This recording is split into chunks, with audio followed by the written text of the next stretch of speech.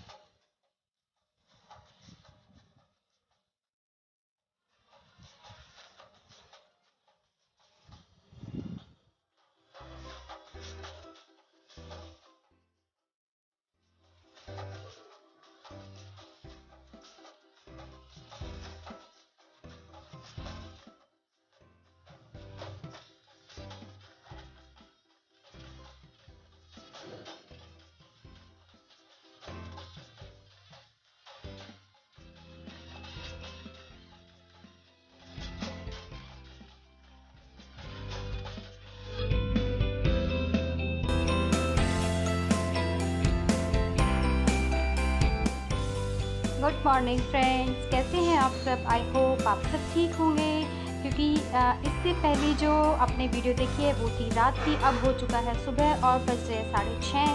तो मैं अब बनाने जा रही हूँ किचन में खाना, क्योंकि आज जल्दी से खाना बनाना है। राखी का जो दिन होता है वो बहुत स्पेशल होता है और जल्दी से मेरे को बहुत सारा खाना वाना बनाना है, काम करना है, अपने भाइयों का वेट करना है। तो ये मैं बना रही हूँ जवें, क्योंकि जवें से ही मेहंदी का पूजन सॉरी राखी का पूजन होता है। तो मैं जवें थोड़े से घी डाल के भूनती हूँ, ऐसे सूखे नहीं भूनती हूँ क्योंकि थोड़ा सा मुश्किल हो जाता है मुझसे, वो जल जाते हैं और घी डालने से टेस्ट भी बहुत अच्छा आता है। तो मैं ऐसे ही करके भूनती हूँ।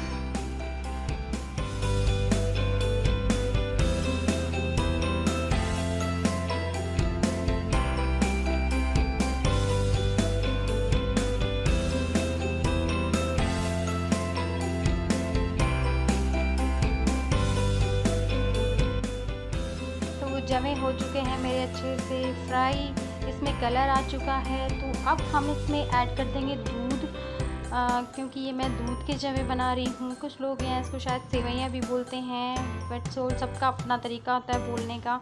तो मैंने इसमें दूध ऐड कर दिया है। अब इसमें एक अच्छा सा बॉयल आएगा और अब मैं इसमें कुछ अलग चीज़ें ऐड करूँगी। ये मेरे पास रखा था मावा, क्योंकि जब मैं सेवैयाँ बनाती हूँ, जवी बनाती हूँ, तो मैं इसमें मावा ऐड ज़रूर करती हूँ। तो 1 कटोरी मावा उसमें रखा था, तो मैंने इसमें मावा डाल दिया है। मावा डालने से इतना अच्छा टेस्ट आता है कि बस पूछो ही मत। कुछ भी ड्राई फ्रूट्स कुछ भी डालने की बिल्कुल भी ज़रूरत नहीं है। अगर आपने उसमें मावा डाल दिया है तो ये मेरा अब बन जाएंगे, बस बॉयल आना है। इसके बाद मैंने यहाँ इधर देखा है कि छोले मेरे पहले से उबल चुके हैं। छोले और आलू मैं उबाल चुकी हूँ। अब इसकी बन जाएगी सब्जी।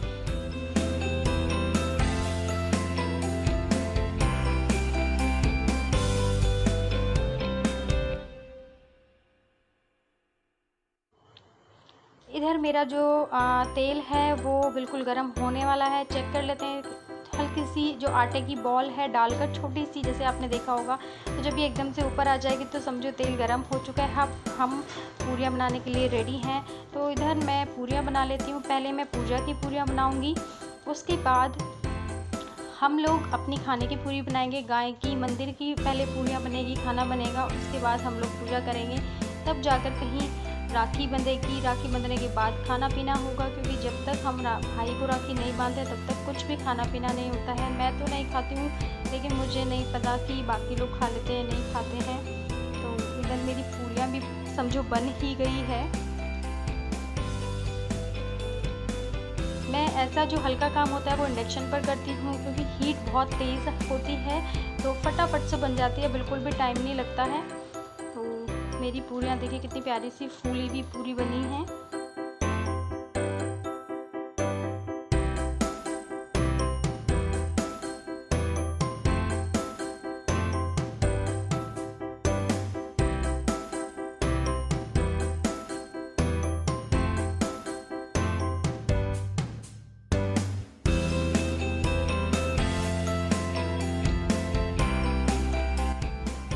तो फ्रेंड्स, जैसे आप सब लोगों को पता ही है, मैं बार बार अपनी वीडियो में बोलती थी मेरा फास्ट है। तो आज इस फास्ट का उद्यापन भी है, तो मैं आपको थोड़ा सा कुछ मंदिर का सामान दिखा देती हूँ जो मैं पूजा का सामान लेकर आई हूँ। ये मैं सभी माता के लिए एक चुन्नी लेकर आई हूँ, क्योंकि उद्यापन में ऐसा होता है कि सबको कुछ ना कुछ देना होता है। तो सभी माताओं के लिए ये चुन्नी है। तो मैं 11 चुन्नियाँ लेकर आई थी।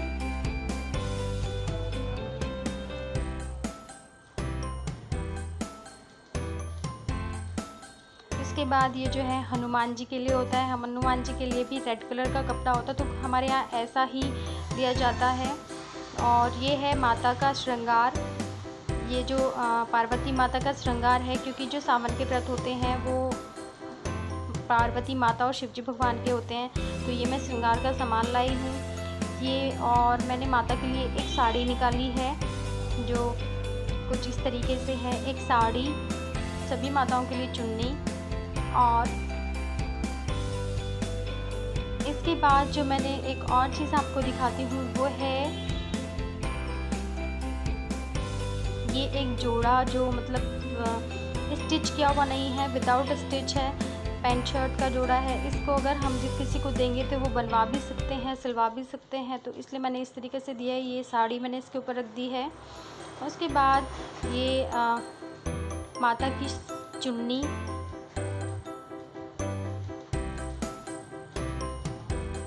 ये हनुमान जी के लिए, और ये श्रृंगार का सामान। बाकी सारा खाना मैंने आपको दिखाई दिया है। खाना भी मैं एक टिफ़िन में लगा चुकी हूँ। तो ये सभी सामान लेके चलते हैं मंदिर में। तो चलिए फ्रेंड्स, आज हम आपको मंदिर भी दिखाएंगे।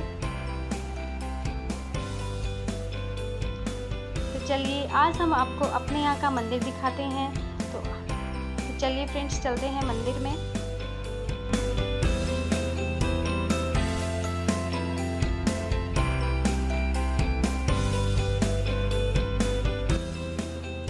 हम आ गए हैं मंदिर में। किट्टू भी मेरे साथ आया है। तो अब मैं ले लेती हूँ, जल भर लेती हूँ भगवान जी को स्नान कराने के लिए। मैं घर से बहुत सारा जल तो नहीं लेके आई, क्योंकि मेरे हाथ में काफ़ी सामान था और किट्टू को भी संभालना था। तो जल हम लोग यहीं से भर लेते हैं थोड़ा सा।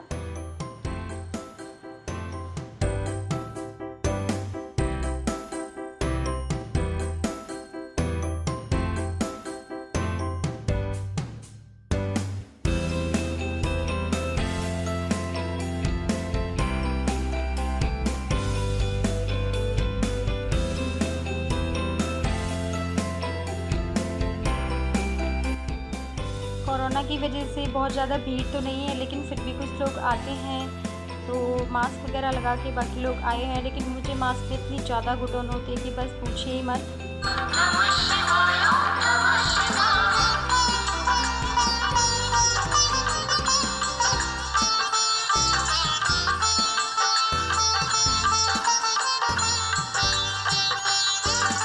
शिव शंभो श्री भोलेनाथ की कथा सुनाते हैं, हम कथा सुनाते हैं।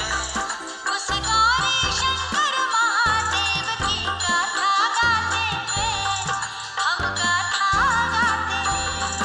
जय शिव शंभो महादेव, जय शिव शंभो महादेव, जय शिव शंभो महादेव, जय शिव शंभो महादेव।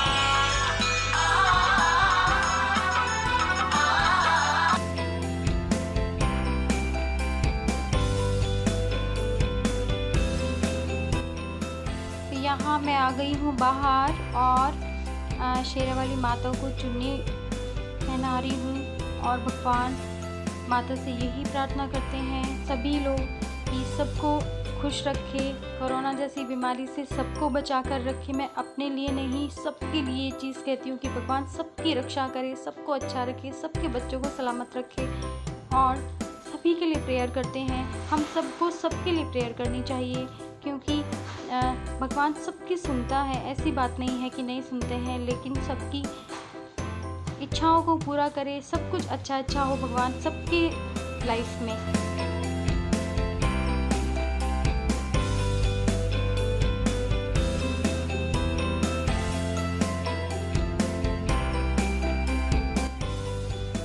ये जो कांच है ये खिसक ही नहीं रहे थे बिल्कुल भी और मेरा हाथ पहुंचना थोड़ा सा मुश्किल हो रहा था। वैसे तो इन्होंने मंदिर में खुला हुआ था क्योंकि सबको पता है कि आज बहुत लोगों का उद्यापन होता है, तो इस वजह से खुला हुआ था, लेकिन ये खिसक ही नहीं रहे थे आगे पीछे, तो इस वजह से थोड़ी सी प्रॉब्लम हो रही थी क्योंकि पुराने हो जाते हैं, कुछ धूल मिट्टी इसमें लग जाती है तो थोड़ी सी प्रॉब्लम होती है। और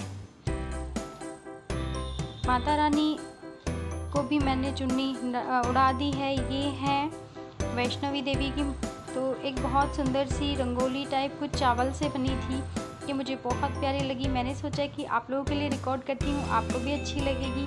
ये उस टाइम पर बनाई जाती है जब घर में चौकी वगैरह होती है तो तभी होती है। यहाँ मैं जो आंटी जी हैं उनको खाना दे रही थी, जो मैं खाना लेकर आई थी, बॉक्सेस में लेकर आई थी।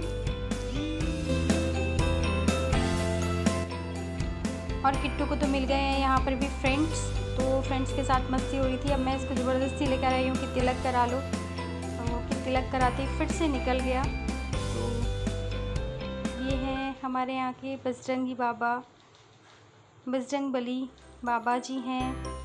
और अब हम चलते हैं घर। अब आगे है राखी का टाइम। ये है मेरा बड़ा भाई, तो सबसे पहले हम लोग कान्हा जी को राखी बांध देते हैं। मैं कान्हा जी को भी राखी बांधती हूँ, हमेशा का यही है कि कान्हा जी को राखी बांध देते।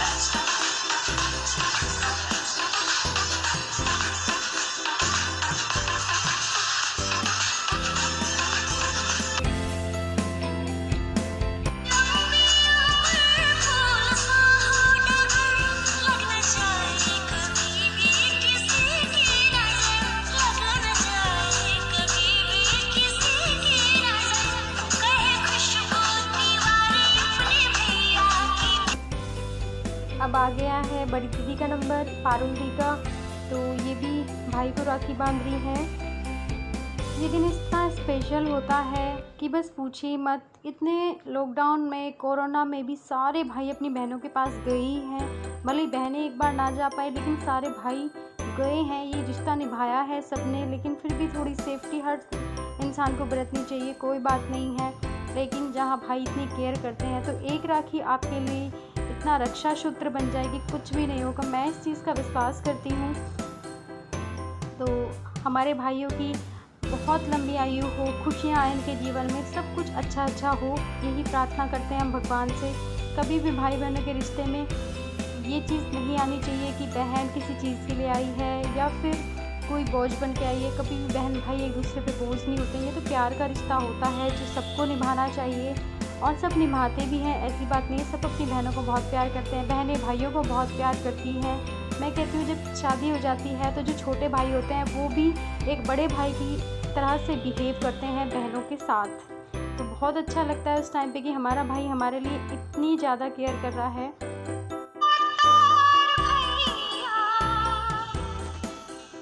मेरी राखी का मतलब है प्यार भैया।